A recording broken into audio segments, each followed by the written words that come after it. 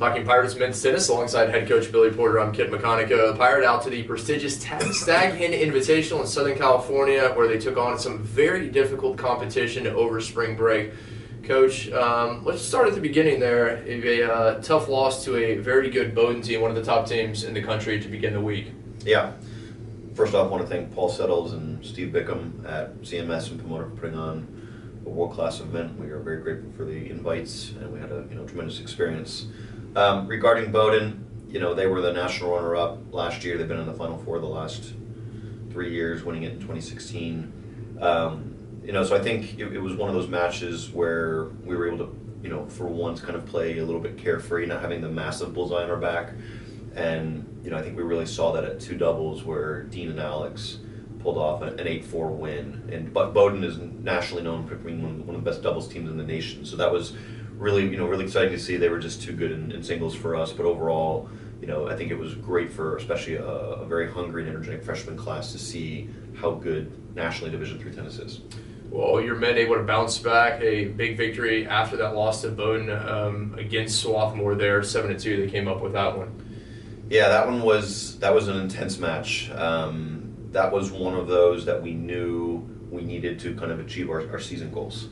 And we came out, that was a doubleheader day, so Swarthmore played a tough match against Pomona that morning. We had Bowdoin, and we took two dubs again to go up 1-0. I thought one was really strong. We were up a double break, and we got broken back, so we held to serve it out, which was great. And then everything shifted down to three dubs. We were down 2-6 and battled back to score an 8-6 win to get the sweep, and I think put a lot of momentum on our side going into singles. Once singles started, we were able to put four guys on, and then it was kind of a unique layout because there was two courts on the complete opposite side of the facility where we had no idea what was going on. There were also leads on there, so they didn't get to start at the same time as the others.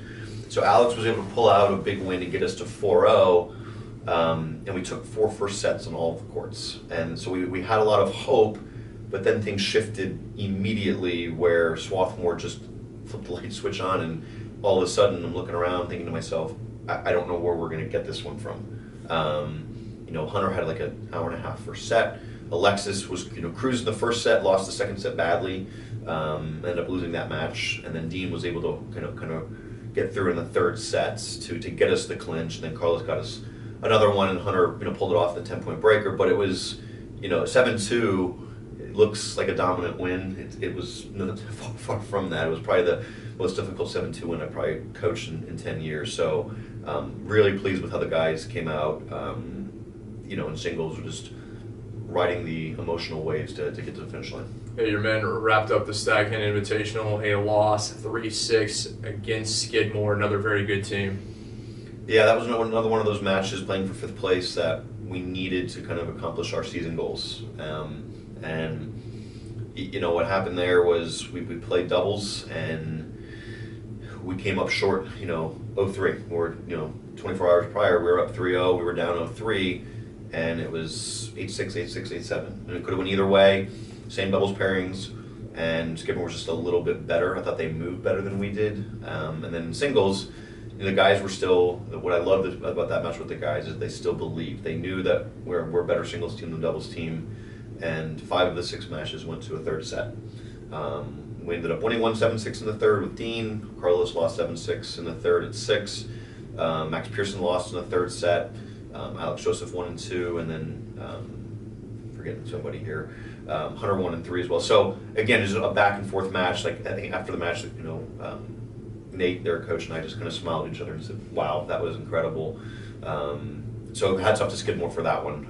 But they were just a little bit better, and I think that was a good opportunity for the guys to see, when you're that close, how much the little things add up, and being a younger team, that came through that day. Yeah, that would do it for your trip there to the Stag Hen Invitational. You'd stay in Southern California. You got to play a Redlands team there at home. Ultimately came up just a bit short, 3-6 in that one. But all in all, a good week. Played some fantastic competition. What's your assessment of the week for your men? Well, to answer that question from a macro level, micro level, the same thing happened with Redlands. We went down 0-3 in doubles, where at 2 doubles and 3 doubles, we were serving at 6-7, and we're broken at both. And, again, the talent was right there. As the little things that we played a couple reckless games, a couple loose games, and it put us in a deep hole. Then in singles, we split singles again. This one was interesting because we took 1, 2, and 3 and lost 4, 5, and 6. But also a great win for Alexis at 1, being a 3-time NCAA qualifier and All-American, to get back on the board after having a rough week at Stag Hen. The overall assessment is doubles is something that we have to get better at. We changed all 3 doubles teams yesterday. For UW Eau Claire tomorrow, and probably for Trinity on Friday. And we have to get that fixed. I think we know that we're good in singles, but we have to put ourselves in a position to close out matches, not bury ourselves out of this deep hole because we can't find a point in doubles. As you said, hosting Wisconsin Eau Claire, that'll be here tomorrow in Georgetown, and then making the trip down to Trinity. Always good when the Pirates and the Tigers get together.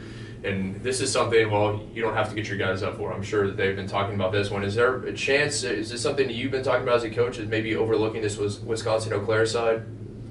That's been the message all week is, Wisconsin Eau Claire is a very strong, they're a strong team. They came here 2 years ago. They gave us a good match. And I think, the men see Trinity as an opportunity to kind of make up for what we wanted in California. And it's very easy to overlook Eau Claire, so we haven't even talked about Trinity yet. The only we talked about Trinity was that they're going to have free food for the first 50 fans at our match on Friday night. And just to let that's really all we've talked about. And UW Eau Claire is our focal point, and we're looking forward to having them here tomorrow night at 5. Pirates in action. As always, you can find the full schedule at southwesternpirates.com. Coach, thank you for your time. Good luck this week. Thank you.